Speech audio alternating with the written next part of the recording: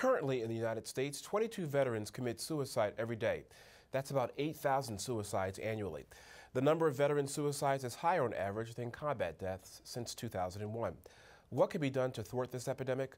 Hello everyone and welcome to Comcast Newsmakers. I'm Robert Traynham and I'm joined by Congressman Jim McDermott, Democrat from Washington State. Congressman, welcome to the program. Good to be here. The number that I just mentioned a few moments ago, 8,000 annually, 22 veterans every single day, is absolutely horrific. These are individuals, as you know, serving in the military, being a Navy psychiatrist, have just given so much to this country and for this country.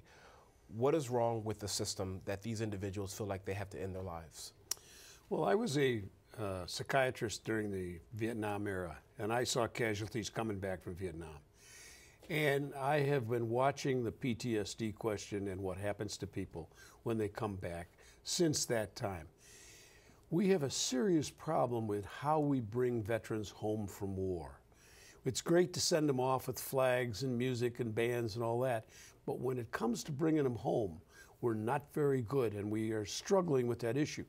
I put a bill together to create a commission to get the high-ranking military people and civilians to start talking about the change we have in the military and how we bring them home. When we got rid of the draft in 1975, we relegated military things to 1% of the population. The rest of people walk around oblivious to what's happening to these people. Congressman, is it the assimilation back into a quote-unquote normal society that is part of the problem with veterans, or is it perhaps the stigma that we have towards PTSD, as you mentioned a few moments ago, where we don't understand as non-veterans, meaning the transition that some of these veterans need to make from warfare back to civilized life? Well, one of the things that you have to think as a starting point is you take an ordinary citizen like yourself or me, and you put them in basic training, and you are against killing people. That's not you weren't taught to kill people. And suddenly we take you and we turn your head upside down and say it's all right to kill.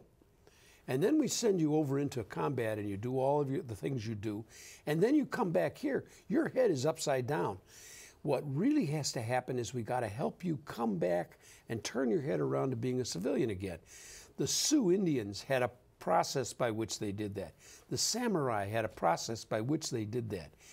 We don't. We just bring people home and say, well, go on home to Nampa, Idaho, and forget about it. But Congressman, you mentioned a few moments ago the Vietnam War. Unfortunately, we've been through a lot of wars, whether it's World War II, the Vietnam War, Korea War, the first Gulf War, the last two wars for the last 13 years. One would think, unfortunately, that we would be fairly good at assimilating veterans back to normal life. What is the problem? Why can't we get this right? Well, it's always been the problem of the experience that the veteran has had and they come home with, and it's inside them, and how do they get it out and let it be acceptable to the rest of the society and cleansed and forgiven and welcomed back. We don't want to know how bad it was over there. And that's really the process that has to happen, is allowing the veteran to bring it out and talk about it. Otherwise, he does what, if you saw that movie Hurt Locker, yes, the guy goes back to Iraq because he can't figure out anything else to do. We have about 20 seconds left. Very quickly, unfortunately, you mentioned a commission that you're putting forward. Are there any other solutions that you, as a member of Congress, can do to help ease this burden and this problem?